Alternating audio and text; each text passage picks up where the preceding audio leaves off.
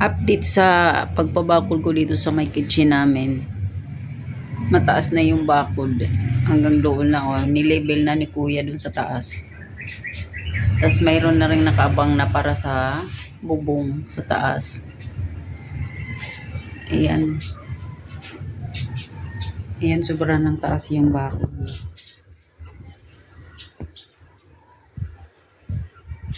Ayan, tapos meron na rin siyang flooring dito.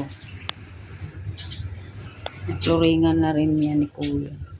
Yan, tinakpan niya ng yero kasi lagi umuulan para matuyo yung binos nila na flooring na simento.